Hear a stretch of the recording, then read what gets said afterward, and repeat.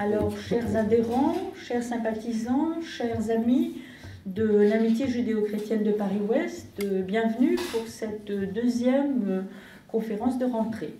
Je vois des visages qui me sont familiers, mais aussi je vois des visages que je ne connais pas. Je me réjouis de faire leur connaissance.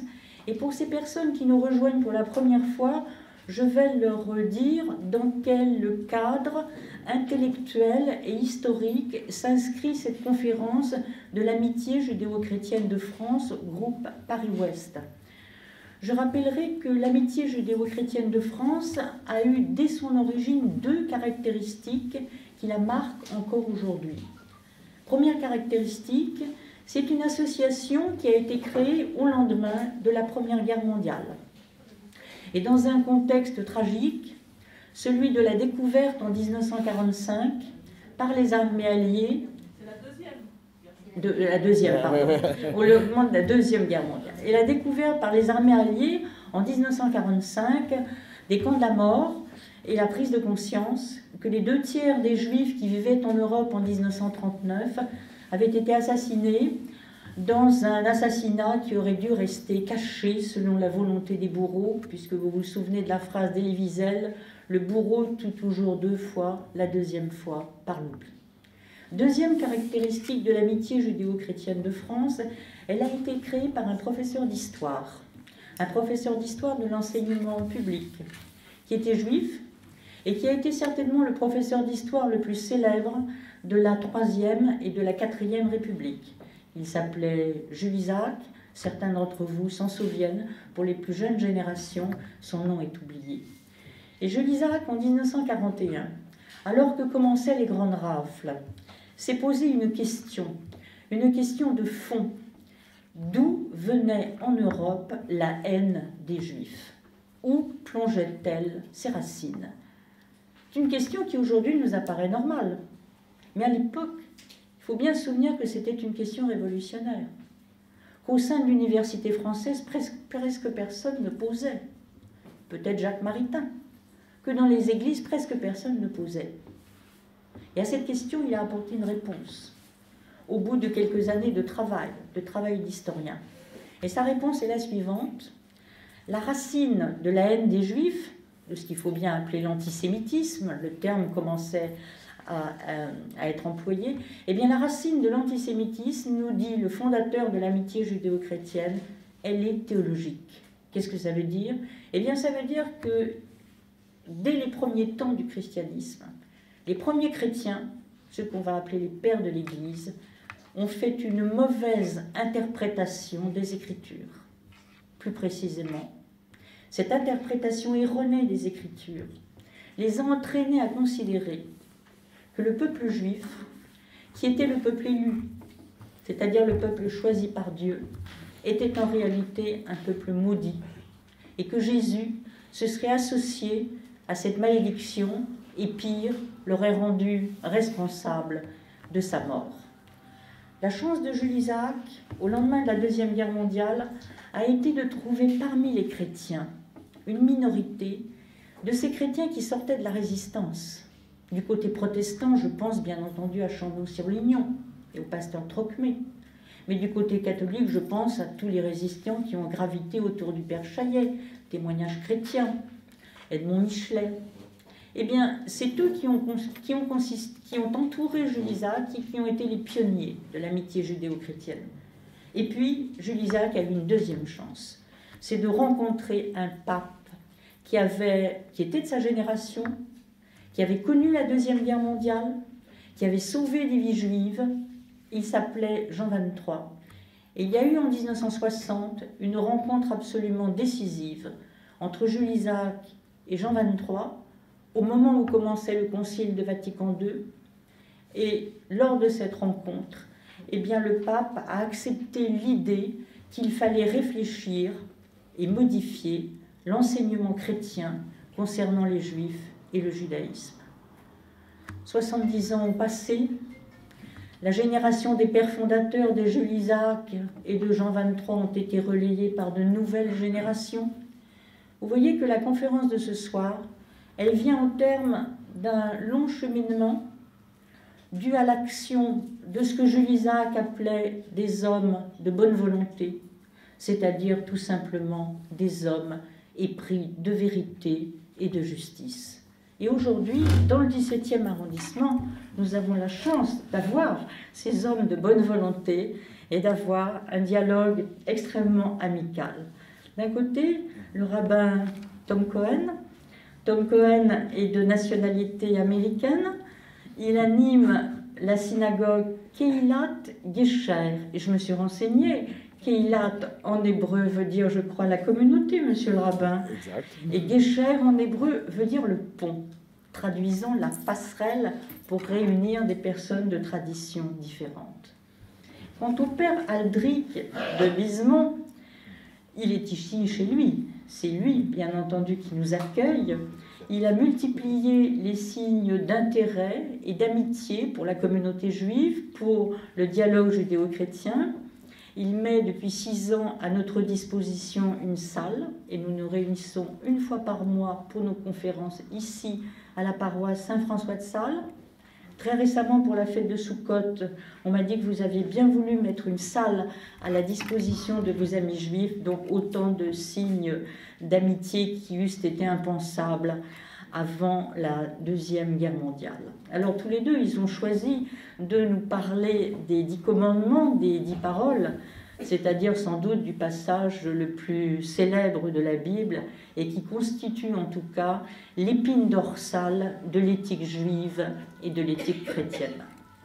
Un même texte de regard, donc j'imagine des convergences, j'imagine aussi des divergences, divergences dans le vocabulaire, puisque du côté juif on dit les 10 paroles et du côté chrétien les 10 commandements, divergence aussi dans l'esprit dans lequel on lit le texte, et divergence également dans les fêtes.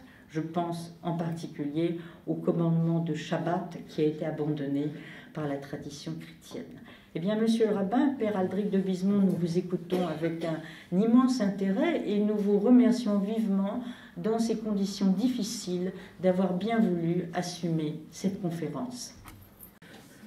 Je suis très content de vous voir ce soir. Pour moi, c'était un peu émouvant aussi parce que après le confinement, ma communauté, certains parmi vous ont rendu visite à la rue Léon Cognier, c'était notre ancienne adresse. C'était une petite synagogue, un petit oratoire qui nous disons en yiddish un petit shtibolach, un petit oratoire qui n'est plus apte à recevoir de gens. Et donc, nous avons fermé la porte. Nous sommes maintenant dans une nouvelle synagogue elle ne sera pas prête encore jusqu'à la fin de ce mois-ci. Et donc, toute ma communauté aujourd'hui, c'était en ligne. Quelque part, je suis devenu le rabbin SDF du 7e ou la communauté virtuelle. Et donc, de voir le visage après cette période de temps, c'était vraiment, ça apportait un peu de baume dans le cœur. Donc, ce soir, nous avons une conférence extraordinaire parce que j'ai pu passer le temps avec un ami, je considère un ami, Pierre Aldrich, que nous avons essayé de travailler ensemble. Je essaie de rester avec cette communauté dans la démarche de comprendre l'un l'autre dans notre démarche, dans notre version de spiritualité. Et c'était exactement ce que nous allons faire ce soir, lire le même texte, mais chacun avec chaque sensibilité. Pas qu'il y avait une version qui était plus juste que l'autre, mais chaque version soit juste pour la personne qui lit comme ça. Et ça, je trouve très important dans notre rencontre, nos dialogues. Les 10 paroles, pour commencer tout de suite dans notre sujet. Maud a fait une allusion au fait que peut-être il y avait une différence entre les 10 commandements et les 10 paroles, parce que c'est vrai que pour le judaïsme, nous n'avons pas 10 commandements.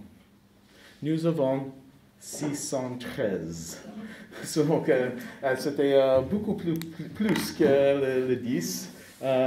Mais le mot en hébreu, je vais écrire un peu de temps en temps, 613, mitzvot, mais le mot mitzvot ou mitzvah que nous traduisons habituellement par le mot commandement, il y a ce sens.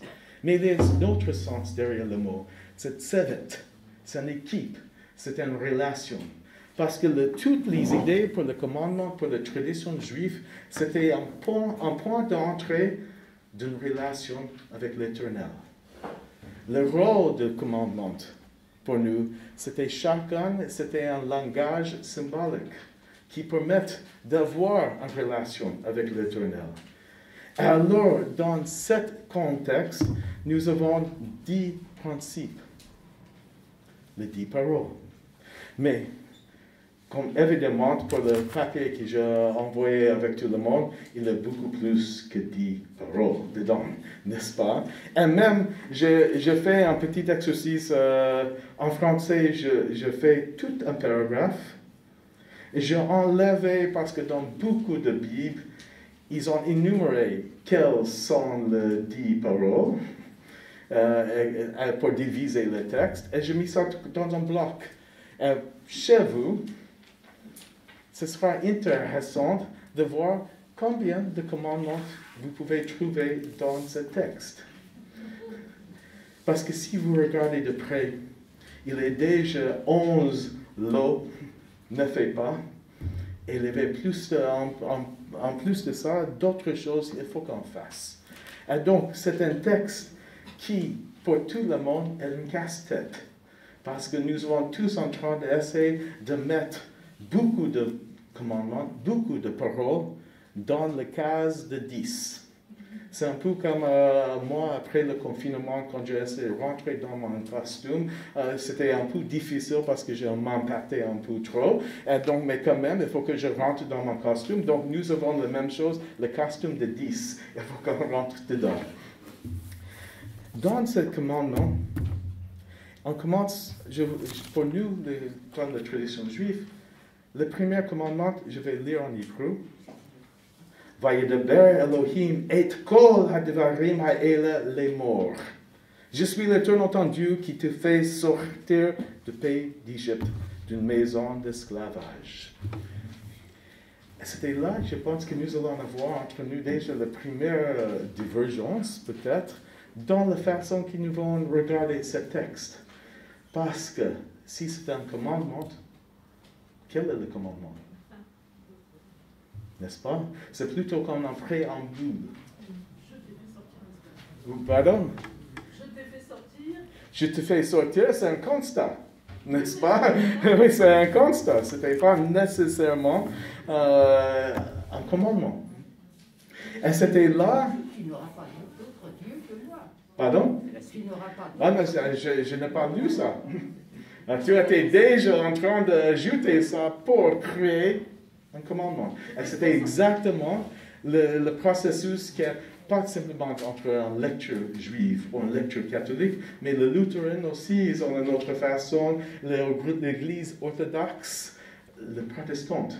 Nous avons tous notre façon de couper les 10 paroles d'une façon ou l'autre. Donc, ce qui était le premier commandement pour certains, en fait, c'était le premier et le deuxième pour d'autres. Mais nous appelons ce texte Aseret HaDevarim ou Aseret HaDivrot. Au début, c'était Aseret HaDevarim. Plus tard, dans la tradition juive, ça devient Aseret HaDivrot. Okay. Aseret, ça veut dire 10. Devarim, c'était le mot qui nous donne le sens de parole en français. Mais c'est un mot très intéressant. Je continue de passer en hébreu de temps en temps parce que c'est mieux pour comprendre ce que nous avons aujourd'hui devant nous. Le mot devarim, il a deux sens. Le premier, devoir, c'est une chose dont nous parlons. Donc c'est une chose. Et devarim, c'est une parole. Parce que dans la tradition juive, il n'y a pas une différence entre la parole que nous parlons et l'objet, les choses dont nous parlons. c'est le même. Et c'était là qu'on voit qu'il avait, peut-être ce n'était pas un texte qui parle de 10 paroles, parce qu'évidemment, il y avait beaucoup plus que 10 paroles dans ce texte, mais il y avait 10 choses. 10 choses, principes qui sont importants, qui ne sont pas les commandements, parce qu'un commandement, c'est un système légal. Dans un système légal, si tu voles un objet, il y aura souvent le châtiment qui était lié avec le vol. Dans ce texte-là que vous avez devant vous, nous n'avons pas le châtiment. Il y avait un impératif moral. Tu ne voles pas. Point. Rien d'autre. Donc, ce n'était pas un système légal. C'était un commencement, comme Maud a dit, c'était peut-être cette base de la moralité juive qui était tirée de ce texte. La deuxième chose que je voulais parler, c'était, en fait, j'aurais appelé ça une table de matière pour toute la Torah. Parce que nous avons ces 613 commandements, et quelque part dans la tradition, chacun de ces commandements est relayé avec un des principes qui se trouve dans les 10 paroles. Et toutes les 10 paroles peuvent être résumées pour la tradition juive dans ce premier principe. Je suis l'Éternel ton Dieu qui te fait sortir du pays d'Égypte, d'une maison d'esclavage. Je peux dire, donc, sortir du pays d'Égypte. Qu'est-ce qu'on peut tirer de ce texte? Si c'était plus qu'un préambule, si c'était un principe, quel est le principe qu'on peut tirer de cette idée, ce constat? La liberté. Pardon? La liberté? La liberté. Je suis le Dieu de liberté, oui. Il faut en avoir conscience pour que tous les autres principes ensuite puissent être appliqués. Sans conscience, il n'y a aucune, exactement, on a besoin de ça pour perpétuer et travailler sur le principe. Il est nôtre. La liberté. Bon, la liberté était dite, oui. Je suis. La bonne nouvelle. Je suis l'Éternel. Oui, et je ne sais pas, peut-être une lecture, je laisse pour lui pour de bonnes nouvelles, mais je. C'est pour moi ça. C'est pour toi, oui. Non. Il a prouvé. Dieu a fait quelque chose. Non, dans cette première ligne, que la ligne n'avance pas. Ils disent, je suis l'Éternel ton Dieu qui t'a fait sortir du pays d'Égypte, d'une maison d'esclavage. Et Dieu parlait à l'homme. Dieu parle à l'homme. Et ça, c'était la chose pour nous qui était extraordinaire. Ce n'était pas une révélation à un individu. C'était une révélation à tout le peuple qui se trouve en Mont Sinaï, au Mont Horeb, dans la version Deutéronome, mais en tout cas, dans ce monde de la rencontre avec l'Éternel, c'est une nation. Et cette nation que Dieu a commencé à parler, il a parlé dans le premier, au singulier. Tout, et pas vous. C'est aussi, donc, l'individuel dans la collectivité. Une autre idée, dans ce même commandement, ou même parole, ou même principe, c'était simplement dire, je suis contre l'oppression. Je trouvais l'oppression impassible, donc je te fais sortir de cette maison de servitude. Et donc pour nous, tout le reste de la Torah se résume dans cette phrase. C'est le commencement. Après, qu'est-ce que je vais dire? Je regarde ma time. I don't want to take all of your time. You know me. I continue to talk. Les rabbins sont payés par le mot, donc les rabbins parlent beaucoup souvent. Donc, dans ce texte aussi, je pense que c'était lié avec les ultimes commandements. Ici, j'ai utilisé le mot commandement que nous avons plus tardivement dans le livre de Lévitique. Pour nous, le plus grand commandement, c'était V'ahavta re'echa kamocha. Aimer ton prochain comme toi-même. N'est-ce pas?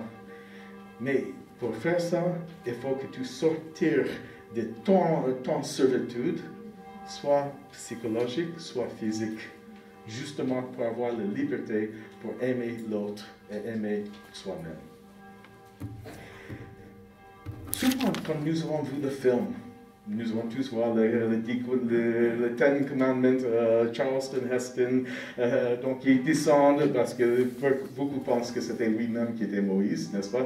Et donc il descend, et nous avons cette image de la table de la loi. Et j'ai mis ça, j'ai pris une photocopie aux États-Unis, presque dans toute la maison de cour, dans le palais de justice, ils ont le 10 paroles là-bas parce que ce texte-là a influencé toutes nos cultures, toutes nos idées de la loi, et nos idées de la liberté, contre l'oppression et notre responsabilité vers l'un l'autre. Et souvent, vous aurez remarqué, 5 et 5. Et souvent, quand le rabbin commence à regarder ça, je vais donner la version juive du coupage. Le premier, je vais dire, pour le premier commandement tout de suite, c'était, comme j'ai dit, je suis l'Éternel ton Dieu qui te fait sortir du pays d'Égypte, d'une maison d'esclavage. Le deuxième, c'est tu n'auras point d'autre Dieu que moi, qui continue avec tu ne fais pas point d'idole, ni une image. C'est une question, c'est quoi l'image que nous sommes parlé? Est-ce que ça veut dire que nous ne pouvons pas faire l'art et avoir une image de notre personne? Ou est-ce que c'était que quand c'est lié avec une idolâtrie? Ou est-ce que c'est interdit à un juif de participer dans l'art? C'était en fait pour une communauté juive, c'était une grande question à un certain moment. Vous avez beaucoup de littérature. Est-ce que nous avons le droit de faire les choses, un peu comme dans la communauté musulmane, qui ne veut pas faire une représentation sur la terre? En fin de compte, ils ont accepté. Pour certains artistes, c'était super. Donc, le texte continuait. Le premier et le deuxième commandement, c'était ne fais pas l'idole. Le troisième,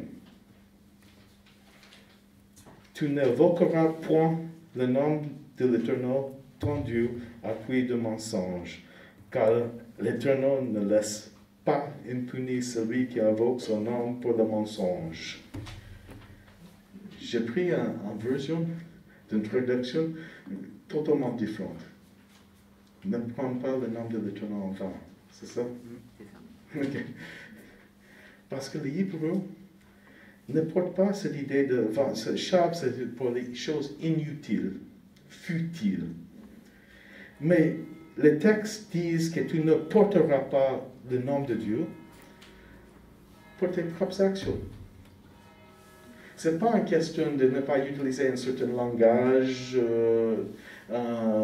qui n'est pas considéré bien élevé, mais je ne peux pas utiliser le nom de Dieu en disant « Croyez-moi, je représente Dieu, achetez ce téléphone-là. » Donc c'était la caution, c'était le tampon de cacherisation. On utilisait le nom de Dieu pour mes propres fins, et pas la fin de l'Éternel. Je suis en train de faire une futilité dans le texte. Ça, c'était le mensonge qui était utilisé. Je continuais avec le numéro 4 pour la tradition juive. Le numéro 4, c'est « pense au jour de Shabbat » ou « Zachor » ou « Zachor garde le jour de Shabbat ». Ça, c'était pour nous, c'est le 4e. Donc, vous allez regarder plus tard pour la version catholique. Une question juive. Et c'était une question qui était un problème pour la communauté juive pendant des siècles. Si Dieu a donné les 10 paroles au mont Sinaï, comment se fait-il quand tu regardais la même révision, la répétition de ce texte dans le livre de Deutéronome, où Moïse était en train de dire aux enfants d'Israël qu'ils ne sont pas les mêmes qui ont été libérés. Nous sommes 40 ans après, toutes les errances dans le désert, au seuil d'entrer dans la terre de promesse. Il est en train de raconter les 10 paroles. Et la version dans le livre de Deutéronome n'est pas exactement la version dans le livre de l'Exode. Pour nous qui sommes dans une étude critique historique, on peut trouver une solution. Ah, j'ai dit une façon, lui il va répéter dans une autre façon, mais nous sommes en train de parler de la même chose. Mais pensez à l'idée, si c'est Dieu qui a dit, si c'était véritablement la parole divine, qui sommes-nous de modifier, même Moïse, la parole de Dieu? C'est un problème pour la tradition juive. Et surtout, il y avait d'autres petits changements, mais le plus grand changement, c'était pour 7 commandements, 7 paroles, 7 principes. Pense au jour, au sabbat, garde le Shabbat. Shamor v'zachor. Les solutions jusqu'au Moyen-Âge, et pour les Juifs dans le Cilicie, vous connaissez très bien parce que chaque vendredi soir, quand nous chantons le chant, le Chalodi pour accueillir le Shabbat, la première stanza va dire Shamor v'zachor b'dibur echad ishmianu el ham-yuchad. Donc, je vois tout le monde commence à chanter. On va faire un autre ici. Mais qu'est-ce que le livre veut dire? Ils disent que Dieu a dit le mot Shamor, et Dieu, qui ça veut dire garde, et Dieu a dit le mot Zachor, qui ça veut dire souviens, oui, en même temps, dans un seul souffle. Mais nous, les êtres humains, qui ne sommes pas au niveau de Dieu, nous avons entendu les 2 mots différents. C'est comme le stéréo qui n'était pas synchronisé. Et donc, nous avons écrit les 2 versions dans le texte. C'est une entrée pour une tradition juive libérale, et je suis un rabbin libéral, de commencer à voir, est-ce que c'était simplement une répétition ou 2 versions qui existaient? Est-ce que j'ai besoin de réconcilier les 2? En orthodoxie, doivent faire une réconciliation. En plus, ils ont un autre problème. Pour tous les commandements dont nous avons parlé, avant que même arriver à la 10 paroles, si c'est donné par Dieu, il n'y a aucune différence entre un commandement rituel et un commandement moral.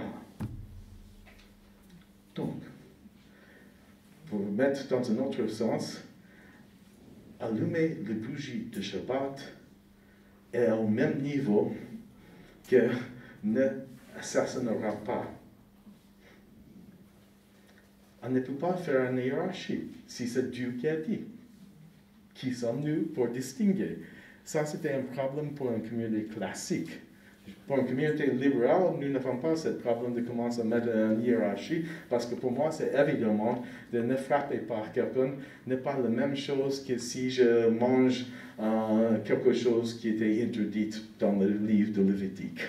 Ce n'est pas la même chose. Et dans ce texte, ils disent, gardez ce Shabbat, et en fait, regarde tous les commandements, pense au jour de Shabbat, pour le sanctifier. Durant 6 jours, tu travailleras et tu occuperas de toutes tes affaires, mais le 7e jour est la trêve de l'Éternel ton Dieu. Tu ne feras aucun travail, toi, ton fils, ni ta fille, ton esclave mâle ou femelle, ton bétail, ni l'étranger qui est dans tes murs. Car en 6 jours, l'Éternel a fait le ciel, la terre, la mer et tout ce qu'il renferme. Et se reposer le 7e jour. C'est pourquoi l'Éternel a béni le jour de Shabbat et l'a sanctifié. Première question. Qui manque dans la liste? La femme. Peut-être, oui. Oh, qui va faire le repas? Non. Quelqu'un d'autre? Le Dieu peut s'adresser aussi bien à un homme qu'à une femme. Exactement. Enfin, sauf que c'est vrai que la conjugaison est plutôt un homme, mais ça peut aussi inclure la personne. C'est la façon d'inclure la femme aussi, mais c'est vrai qu'il laisse cette ambiguïté. Parce qu'au pied du Sinaï, il y avait des femmes aussi. Pardon? Au pied du Sinaï, il y avait des femmes aussi. Il y avait toutes les nations, les hommes, les femmes, les enfants. Donc, tout le monde était là. Et donc, dans ce texte, pourquoi faire le Shabbat?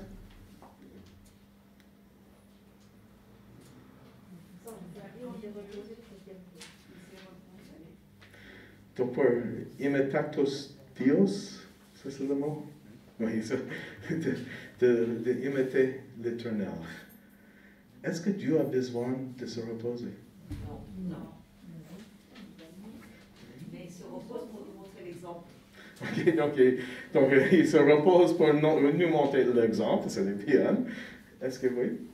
Moi, je pense qu'il a impliqué ça, d'une part pour le louer, on pense à lui, et d'autre part, justement, pour ramener la famille et tout ça, se centrer sur la famille, qui est un petit morceau de ce que Dieu a voulu quand on est ensemble, enfin, de l'image de Dieu, et justement, et en même temps, parce qu'il y a ces prières communes, on veut faire qu'on donne toute sa semaine à Dieu.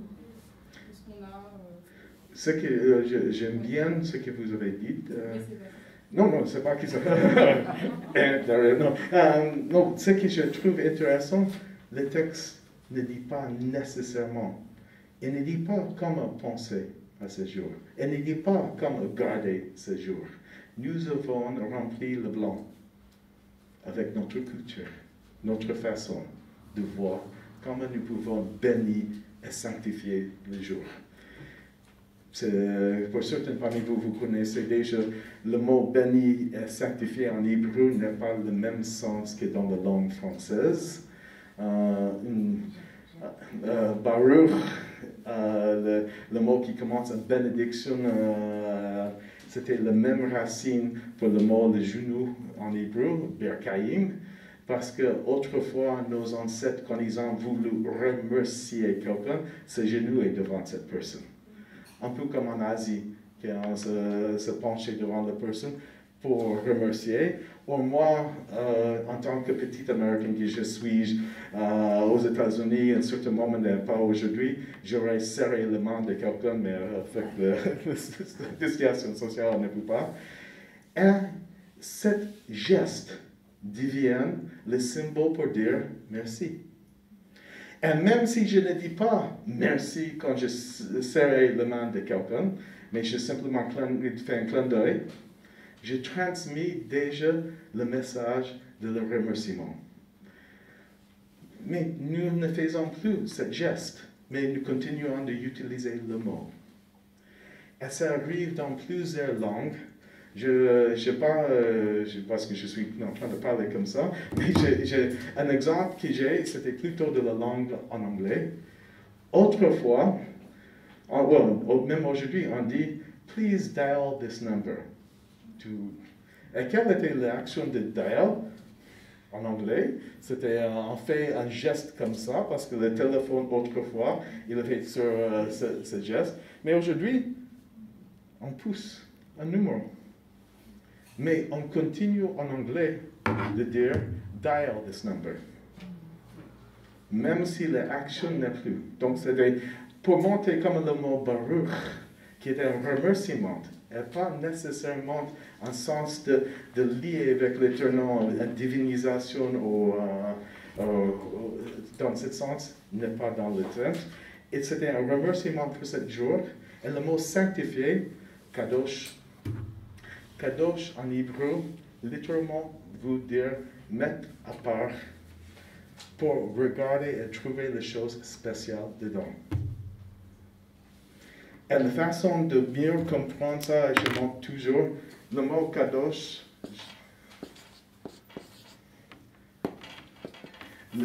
C'était regarde en hébreu le mot opposé. Quel est le mot opposé de Kadosh? C'est chol. Chol, nous traduisons, oui, le mot chol veut dire, d'habitude nous traduisons habituellement le profane. N'est-ce pas? Et donc, quelque chose qui est sanctifié, qui est mal utilisé, c'était une profanation dans la langue française. Mais en hébreu, chol, c'est le sable. Le sable comme dans la plage. Pourquoi chol, le sable, était l'opposé de kadosh? Parce que le sable, c'était la chose la plus répandue dans toute la terre, la chose la plus ordinaire dans toute la terre. Et l'idée de kadosh, c'était de prendre un de ces grains, remarquez, soyez conscients de toutes les choses uniques de chaque grain, parce que si on met ça sur le loup, on voit que chaque grain est unique. Mais quand on regarde tout le sable ensemble, on voit une plage. On ne distingue pas un de l'autre. Et l'idée de Kadosh, c'était de trouver l'extraordinaire dans l'ordinaire. Et donc, ce commandement, c'était Dieu a dit, c'est un jour pour le remerciement et pour trouver les choses extraordinaires dans la vie. Après, c'était le commandement que tous les deux nous sommes payés par tous nos conseils d'administration et tous les parents de nos deux communautés d'insister tout le temps, honorer tes parents. Oui. Et dans le texte, c'est intéressant, il faut que je trouve ma place. Honore ton père et ta mère. Afin que tes jours se prolongent sur la terre que l'Éternel ton Dieu t'accordera. Ici, nous avons la récompense.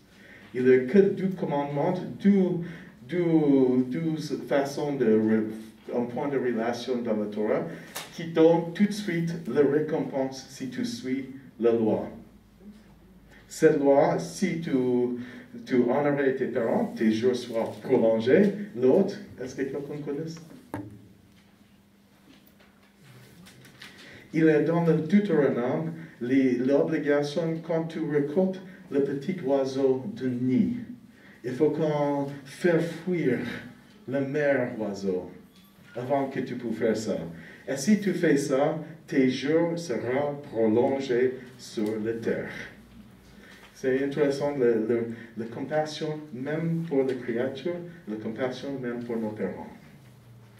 Et le mot honneur en hébreu, c'est kavod, qui littéralement rend l'ordre, le gravitas, donner le gravitas à tes paroles. I have to move her here. Oui, ok. Après, le prochain commandement, c'était tu ne commets point d'homicide. Il ne dit pas tu tueras pas. Ça, c'était parce que nous avons plusieurs mots pour tuer. Retzach, chukah, katal. Et qu'est-ce qu'ils disent en hébreu ici? Ils disent lo tirtzach. C'était assassinera pas. Tuer, c'est notre mot. Et donc, quelle est la différence de n'assassinera pas quelqu'un et tuer quelqu'un? Assassiner, il y a une volonté de tuer. Il y a une volonté de tuer sans en avoir eu la volonté.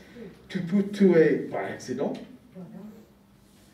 Tu peux tuer parce que vous avez la permission. En tant que l'État français donne le droit aux soldats dans l'armée ou le policier, dans certaines conditions, de tuer au nom de nous tous. Ils ont la permission. Et de temps en temps, par accident, je vais tuer quelqu'un. Avec une voiture. Avec une voiture, exactement. Le texte ne parle pas à ce cas. Le texte parle de quand tu as souhaité, pensé et imaginé, je vais tuer quelqu'un. Imagine, comme ça, comme introduction, oui. Je ne sais pas. Oui. Avant-guerre, j'allais à la synagogue de la rue de la Victoire. Oui. C'était celle de notre quartier. Oui. Et c'était en toutes lettres. Tu ne tueras point. Oui, mais il faut qu'on regarde que dans une certaine période de la tradition de la communauté juive en France, nous avons emprunté la langue française pour traduire nos textes parce qu'il y avait un désir fort d'assimiler et culturer dans le pays. Et donc, nous avons emprunté la langue. Donc ça a changé. C'est changé. Oui, je vais dire que ce n'est pas changé parce que le livre était toujours le même. Mais ce qui a changé, nous sommes plus sensibles du fait que la langue française, d'ailleurs la langue anglaise, tous les deux sont grandis avec l'Église. Le résultat, tout le vocabulaire religieux que nous avons dans n'importe quelle langue de l'Occident va refléter la théologie et la philosophie de l'Église. Et donc, il y a un travail par certains rabbins de l'extérieur d'Israël, où la moitié des Juifs habitent aujourd'hui, pour essayer de trouver une traduction qui est pour nous plus fidèle à notre texte. Moi, je voulais savoir, est-ce que la peine de mort aux États-Unis, est-ce qu'elle est vue comme une volonté? Oui, justement, si le... Oui, non, oui, pour comprendre, parce qu'il y aura le rabbin qui va, pas beaucoup, mais qui va soutenir cette idée, parce que l'État a le droit de tuer au nom d'une nation quelqu'un. Nous faisons ça déjà avec la guerre. C'est la notion de violence légitime. Oui, la violence légitime. A été conceptualisée par Max Weber. Quand même, je serais plutôt avec le groupe qui est contre ça, mais bon. Mais cette traduction va changer beaucoup. Après, vous avez le texte Tu ne commets point d'adultère, c'est le 7e. Le 8e, c'est Tu ne commets point de l'arson, le vol. 9, c'était 8, 9, Tu ne rends point contre ton prochain au faux témoignage. Avoir le respect pour le corps, la vérité judiciaire. Et le dernier pour nous, c'était une seule, tu ne convoites pas la maison de ton prochain, ni de la femme, l'esclave, la servante, son bœuf, son âne, son voiture, ni rien de ce qui est à ton prochain. Il faut que je dise toujours, parce que je prends trop de temps, je vais terminer au moins un peu avec ça. J'ai le plus de problèmes avec cette dernière, d'un point de vue juif. Parce que presque tous nos commandements, tout notre système, le judaïsme ne se base pas sur ce que vous croyez, mais ce que vous faites. N'est-ce pas? C'est quelque chose que tous les rabbins, Chaim Korsia, quand on prend un café ensemble, nous avons la même réaction. Que nous avons toujours un juif qui entre dans nos bureaux, ou prend un café avec nous dans le côté café, et qui commence la conversation. Je ne crois pas en Dieu, mais... Les juifs ici en rient parce que c'est la vérité tout le temps. Et donc, je ne remets pas du tout en question la judaïté de cette personne. Je vais argumenter pourquoi je pense que c'est une bonne idée d'avoir une croyance en Dieu, etc. Mais il est juif.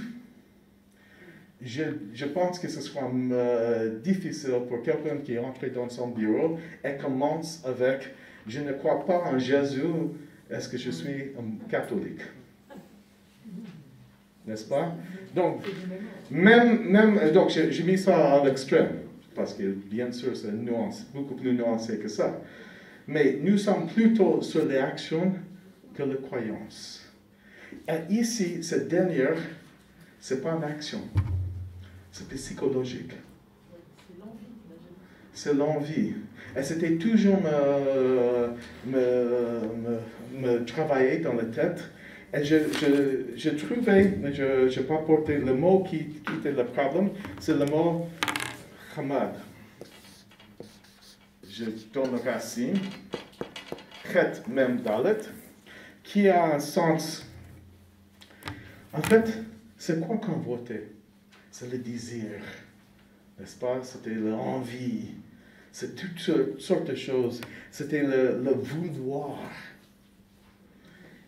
Et je trouvais qu'il y avait un autre texte, l'Exode chapitre 34, verset 24. Et je n'ai pas eu le temps pour vous imprimer, mais 24. 34. 24. Ok. Tu veux dire Oui, c'était donc 23, 24, tu voulais. Il va commencer à 23 et à 24, le chapitre. À 23. 3 fois par an, tous les hommes paraîtront devant la face du Maître, le Seigneur, le Dieu d'Israël. En effet, lorsque j'aurai dépossédé les nations devant toi et que j'aurai élargi ton territoire, nul ne convoitera la terre qui t'appartient quand, 3 fois par an, tu monteras pour voir la face du Seigneur ton Dieu. Nous avons un texte dans l'Exode qui parle de 3 fêtes de pèlerinage. Pâques, Shavuot et Sukkot, les fêtes de tabernacle. Tu dois monter 3 fois par an pour faire le mot en hébreu, c'est Chag. C'était le même mot en arabe, Hajj. Donc, on fait cette Hajj, le pèlerinage à Jérusalem pour faire un sacrifice. Et qu'est-ce que le texte dit? Si tu fais ça, personne ne convoitera pas les terres qui t'appartiennent. Et je trouve ça étrange. Parce que Dieu était en train de garantir que si tu fais cette action-là, l'autre personne va contrôler, maîtriser ce désir, son vouloir, etc. Et j'ai trouvé que peut-être le mot Hamoud, Hamad, n'est pas nécessairement convoiter, mais plutôt prendre. Et si tu traduis par prendre, il y a une certaine logique dans cette verset. Si tu montes à Jérusalem, ça veut dire que tu as laissé ton terre tout isolé, tout seul, les terres ne soient pas prises par quelqu'un d'autre. Je ne sais pas si c'est une bonne garantie non plus, mais ça change l'action. Et ça veut dire que le texte, les 10 paroles, était en train de faire une différence entre tu ne prends pas la femme de ton voisin, ou les animaux, ou les choses qui attiennent. Quelle est la différence entre prendre et voler?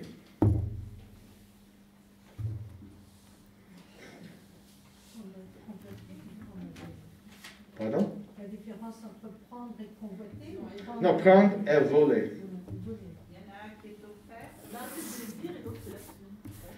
Au voler, c'était tu as fait ça, n'est-ce pas? Et tu sais que c'était une mauvaise action. Et tu fais ça peut-être derrière dos. Ou peut-être tu fais ça devant la personne. Mais. S'il n'y a pas d'effraction, c'est pas un vol. Oui? C'est ça que ça veut dire. Ok. Oui. Je te vole ton Ah, oui, oui. Il n'y a pas d'infraction. Il parle d'infraction, il vole. Non. Je vole ton téléphone. Mais parce que tu ne voles pas, c'était déjà, c'est quelque part, c'est une pensée derrière. Quand tu prends quelque chose, c'est peut-être avec la permission, prendre un gâteau. Peut-être tu prends ça sans la permission, mais tu penses que c'est temporaire ou c'est pas mal. Tu n'as pas réalisé la gravité de l'action. Et peut-être à ce moment-là, pour moi, j'ai retrouvé un principe contre une action et pas contre une pensée. Parce que comment nous pouvons contrôler nos pensées? C'est difficile. Dès que je dis arrêtez de penser, vous êtes en train de penser. N'est-ce pas? Donc, ça c'était là que je trouve que ce dernier commandement très intéressant pour moi. Je vois que je prends trop de choses, trop de temps, mais je trouve que c'était quelque chose que j'aimerais bien peaufiner à discuter beaucoup plus avec Père Aldrich, c'est l'idée de prendre contre voler. Oui. Est-ce qu'on peut commenter le fait que la quatrième parole n'est pas la première? C'est-à-dire? C'est-à-dire qu'il n'y a pas écrit « Je suis l'Éternel qui ai créé le monde ». C'est important ça. Ouais, parce que c'est très important parce que c'est Dieu qui dit que j'ai l'autorité, j'ai le droit d'imposer sur vous parce que je suis un Dieu dans l'histoire. C'est modeste, Dieu est modeste. Oui, mais je pense que... Sorti d'Égypte. C'est ça. Mais si tu étais esclave, c'était une bonne réclamation. C'était dans si tu dis Dieu crée le monde, nous disons ça tous. Regarde ce que nous faisons avec le monde. N'est-ce pas? On laisse c'était trop grand. Mais je dis que je suis le Dieu parce que j'ai touché ta vie. Oui, mais quand même, oui. Le mot qui avance, c'est « Je suis l'Éternel ». Oui. C'est pas « Je suis Dieu », je suis l'Éternel. Alors, l'Éternel pourrait être autre chose que Dieu.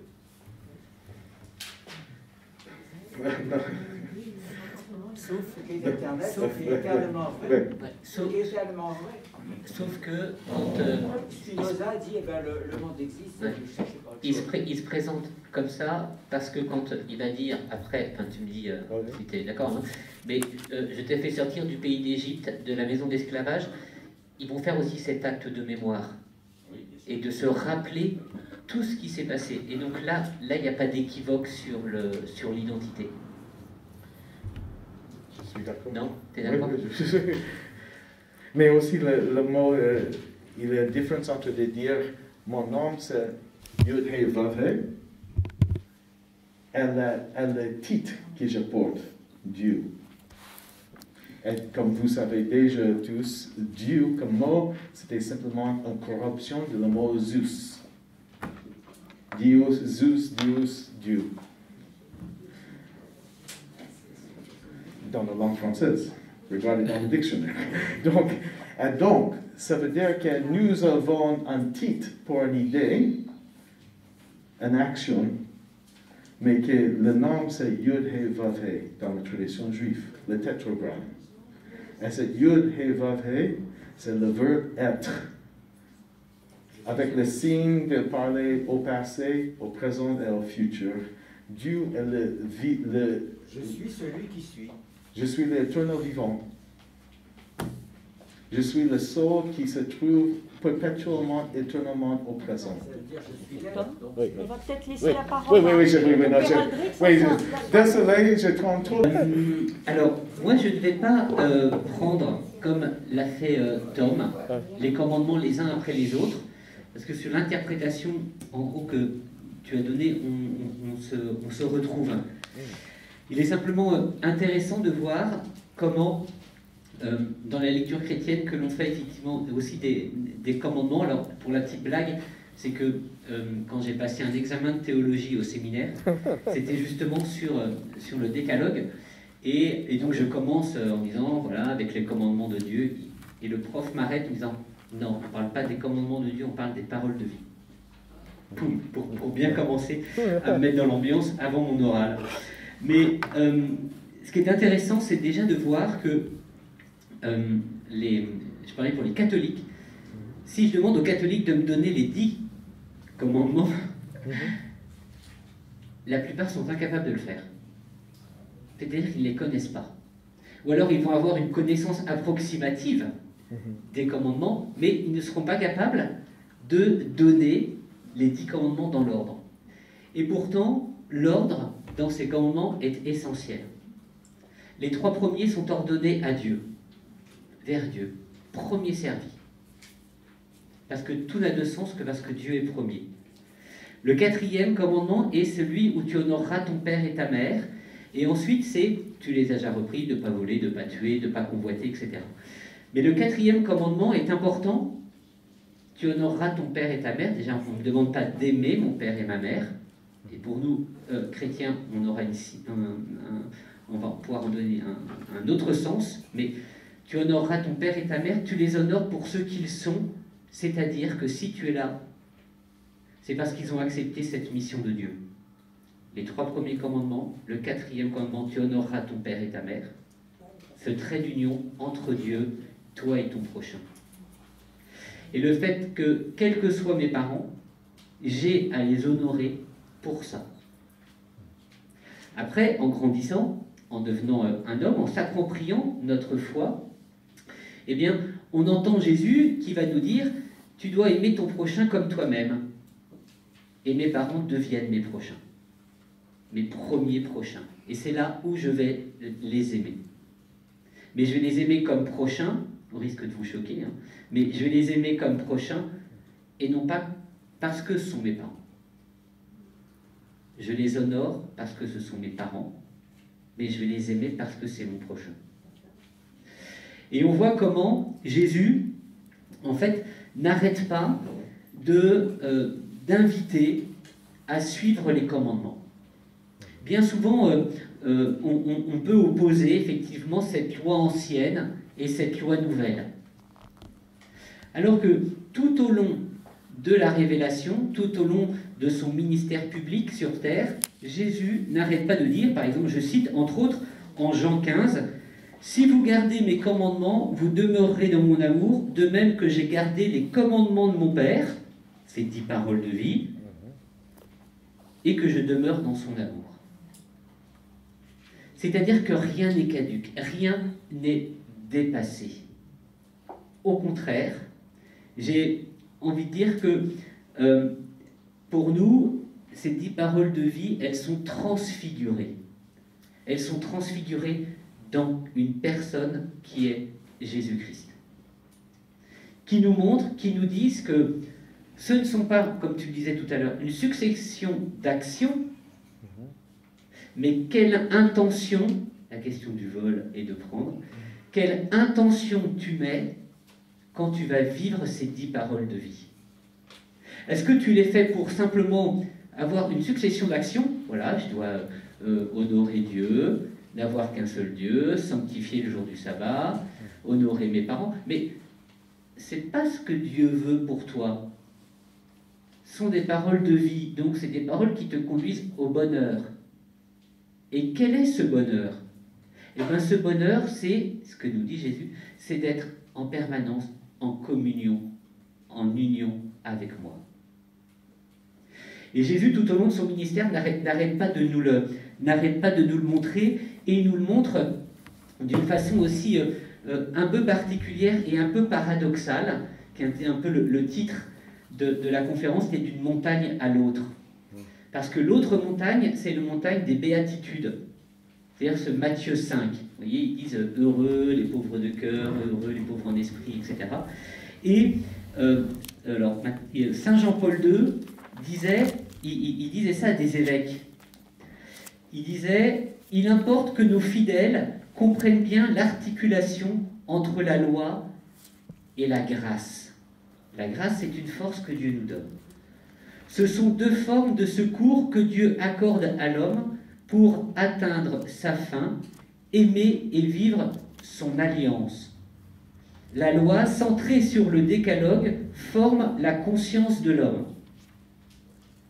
Elle l'humanise, elle l'accorde à sa fin bienheureuse et elle l'ouvre à la grâce, don de l'Esprit Saint.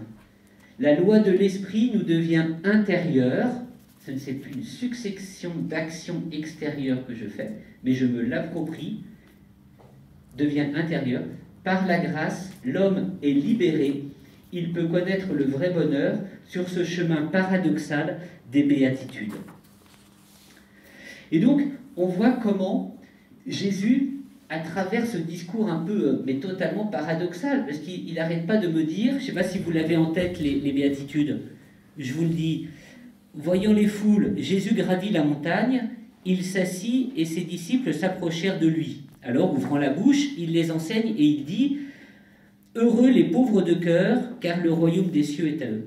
Heureux ceux qui pleurent, ils seront consolés. Heureux les doux, car ils recevront la terre en héritage. Heureux ceux qui ont faim et soif de la justice, car ils seront rassasiés. Heureux les miséricordieux, car ils obtiendront miséricorde. Heureux les cœurs purs, car ils verront Dieu. Heureux les artisans de paix, car ils seront appelés fils de Dieu. Heureux ceux qui sont persécutés pour la justice, car le royaume des cieux est à eux. Heureux êtes-vous si l'on vous insulte, si l'on vous persécute, et si l'on dit faussement toutes sortes de mal contre vous à cause de moi. Réjouissez-vous, soyez dans l'allégresse, car votre récompense est grande dans les cieux. C'est ainsi qu'on a persécuté les prophètes qui vous ont précédés. On voit que c'est complètement à l'inverse. Là, on est en train de me dire, en gros, de façon un peu triviale, excusez-moi, il faut que tu en baves sur terre pour obtenir quelque chose derrière, quoi. Or, ce n'est pas du tout ça. Quand Jésus donne ses béatitudes au tout début de son ministère public, donc c'est en Matthieu 5, au fond, il est en train de nous dire ce que lui va vivre. Il nous montre en fait son visage. Et on comprendra vraiment dans la suite, quand il n'arrêtera pas, eh bien, de nous dire que ce qu'il veut, c'est que nous puissions vivre cette parole de vie, ces 10 commandements, dans cette intention de suivre et d'être en communion totale avec Dieu. Donc, la question qu'on se pose, c'est pas tant pourquoi je dois suivre les commandements, pourquoi ils sont faits.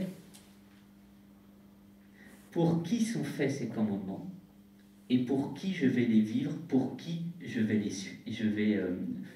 vivre et que je vais essayer de mettre en place dans ma vie. Pour qui?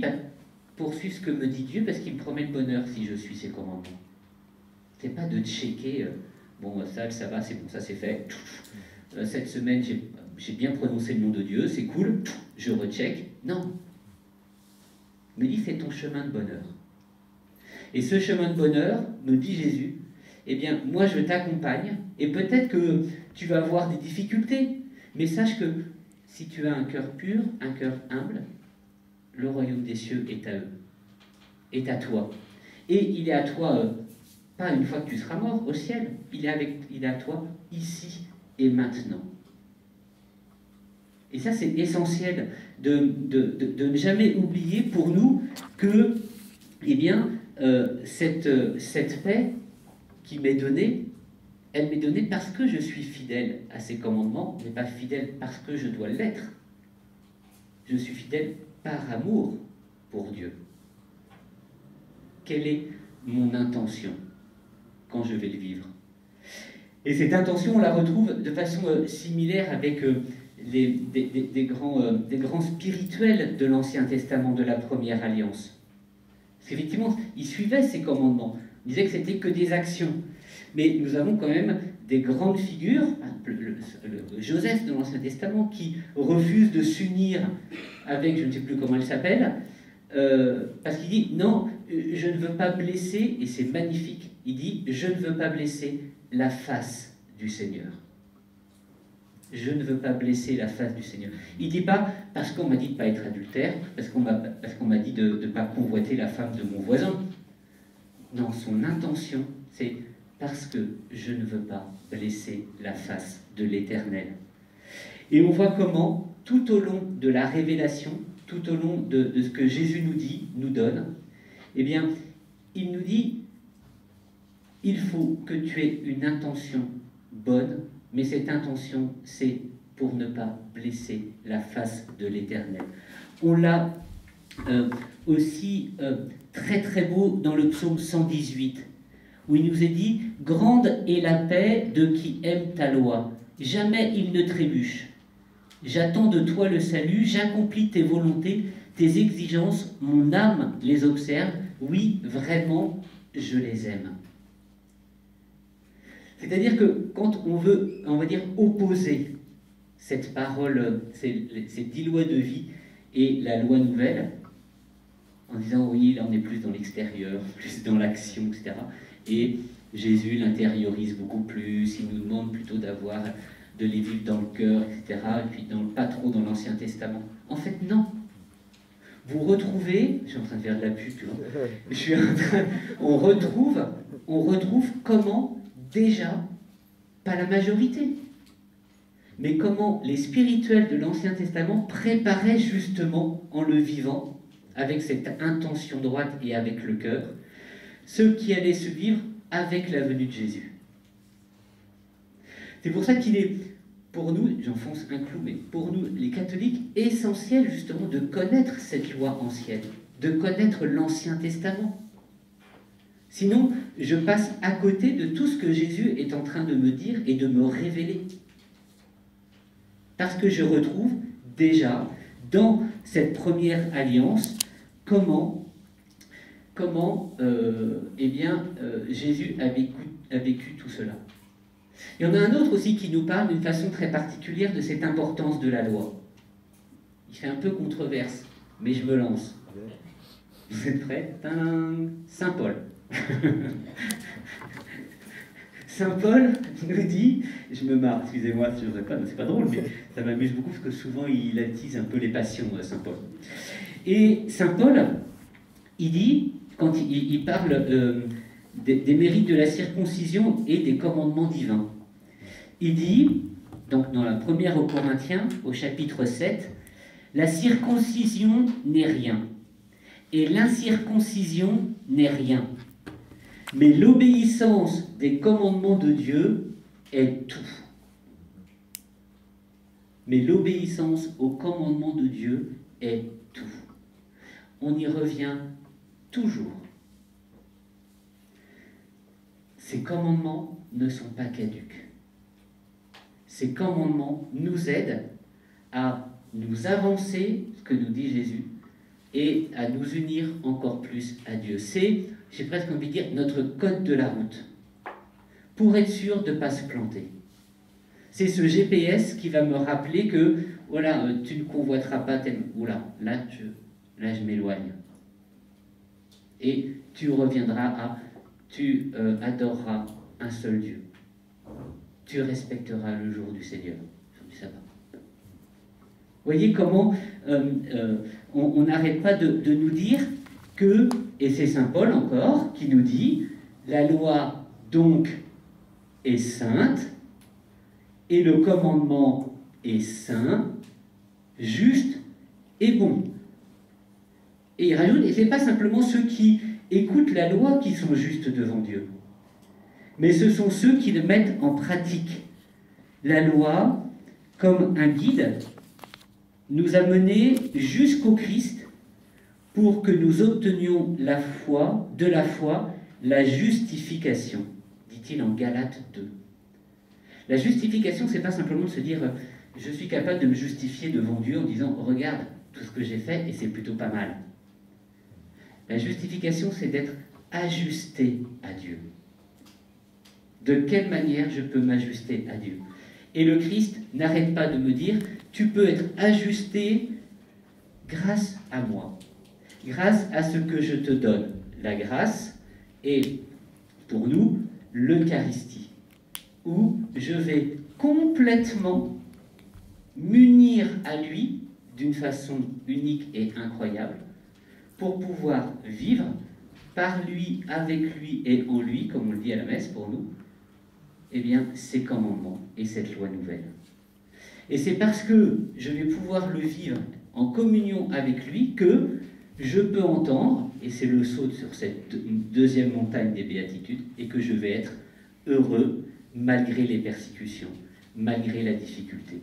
Parce que mon bonheur, il sera complètement, si vous me permettez l'expression, scotché à Dieu, dans Jésus-Christ. Par mes propres forces, ça peut très vite rester qu'un niveau très, on va dire, immanent, c'est-à-dire très horizontal, très humain, où je vais poser des actions. Mais c'est le risque même pour nous, chrétiens, hein, le fait de se dire, il faut prier, il faut aller à la messe, il faut se confesser 1 fois par an, à Pâques, etc. Et j'ai fait mes Pâques, donc tout va bien, et j'ai checké. Mais cet esprit n'est pas ce que nous demande le Christ. Il me dit que ton cœur de pierre devienne un cœur de chair. Je verserai sur vous une eau pure, dit Ézéchiel, pour que mon cœur soit capable de vivre Et comme le cœur de l'homme est difficilement du mal à se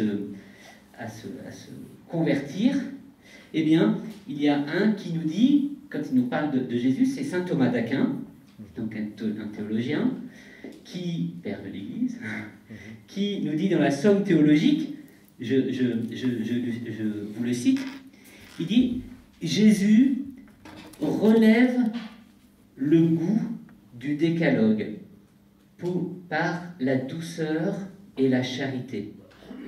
Le précepte qui est mon précepte, nous dit saint Jean, c'est que vous vous aimiez les uns les autres à la manière dont je vous ai aimé, c'est-à-dire jusqu'au bout. » Et il nous dit, ayant aimé les siens qui étaient dans le monde, il les aima jusqu'au bout. Ce don de la loi, vécu pour nous avec le Christ, me conduit à aller jusqu'au bout. Et si je le fais, ce n'est pas parce que je suis inconscient ou que je me dis de toute façon, voilà, j'ai pas le choix. C'est je fais parce que je sais que j'ai le bonheur. Et que quand Jésus me dit heureux, bienheureux êtes-vous, il est pour maintenant et qu'il sera dans la félicité finale une fois que je serai près de lui face à face. Donc, j'ai presque envie de dire que la loi, avec Jésus, elle est en quelque sorte débordée. Dans la mesure où Jésus, quand il nous parle de la loi du décalogue, en fait, il remonte complètement à la source. Elle vient d'où? Plutôt, elle vient de qui, cette loi? Et Jésus, au fond, se présente en étant sur cette même montagne que Moïse, où il reçoit cette loi de vie. Il dit, cette source, c'est moi. Et donc, c'est avec moi, et en regardant ce que moi je fais, que tu pourras le vivre et que tu trouveras le bonheur. Donc ces béatitudes, au fond, elles sont le porche que je vais franchir pour m'aider à comprendre le sens de cette loi. En tant que chrétien, je ne peux pas faire cette économie de la lire, de l'entendre, de la mettre en pratique à travers le Christ et à travers ses yeux, à travers ses mains. Si vous avez l'occasion, je vous invite à lire la méditation des évangiles écrite par Bossuet. Grâce à vous, j'ai relu ce livre pour me préparer au mieux avec ce que je suis. Et il dit, entre autres, il dit que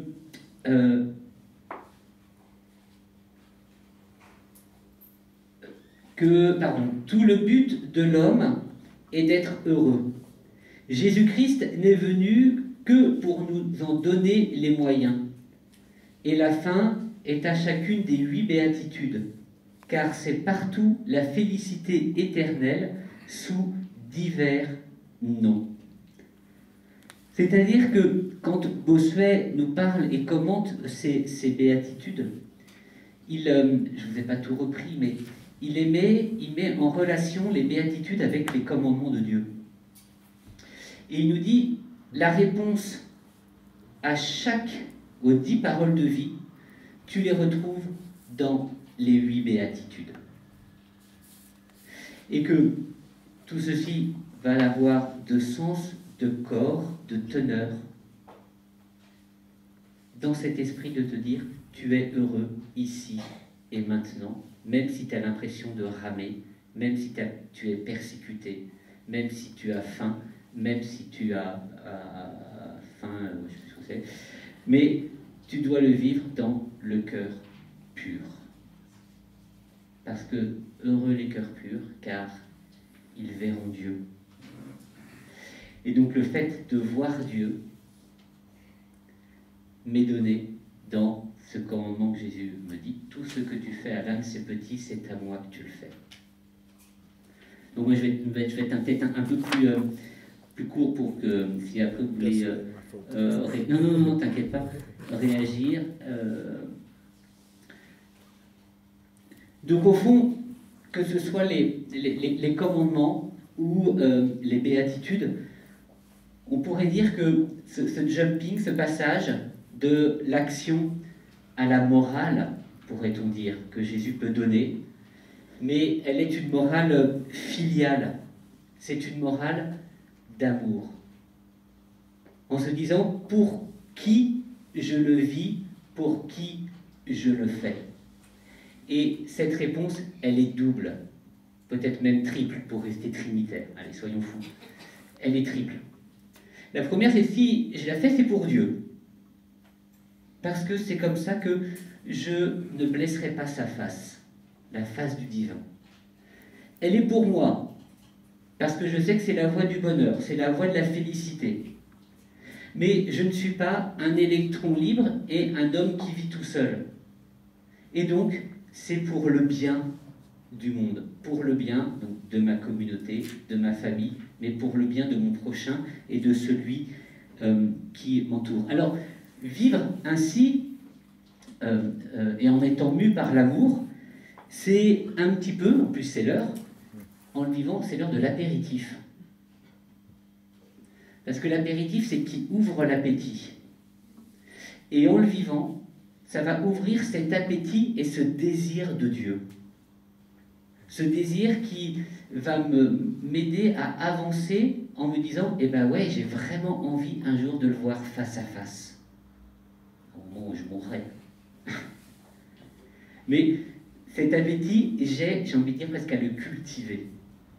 Est-ce qu'au fond, ces commandements et ces béatitudes vécues dans Jésus-Christ, Fils de Dieu pour moi, est-ce que ces béatitudes, elles vont m'aider à grandir dans cet amour de Dieu, dans cet amour du prochain, et de moi-même, créé à l'image et à la ressemblance de Dieu, mais va faire grandir en moi ce désir profond de Dieu, pour moi, mais aussi pour le faire partager aux autres, pour leur permettre, et ça me paraît aussi important aujourd'hui, pour leur permettre de leur redonner peut-être une certaine humanité que l'on a perdue et que l'on perd à cause de ce que nous vivons, où l'autre peut très vite me faire peur, où l'autre va être mis de côté, où les choses sont faites pour qu'on évite de se rassembler et de pouvoir partager comme on a la chance de le faire ce soir. Vous voyez, j'ai été rapide, mais commandement, béatitude me montre cette charité de Dieu, c'est-à-dire cet amour de Dieu que Dieu a pour moi, en me balisant la route, en me disant, voilà, moi je te montre comment tu peux faire pour vivre. Et avec Jésus, donc cette autre montagne, qui me dit, si tu le fais, il faut que ton intention, elle ne soit pas légale ou légaliste, mais qu'elle soit mue, guidée par l'amour. L'amour de Dieu, l'amour de soi et l'amour du prochain.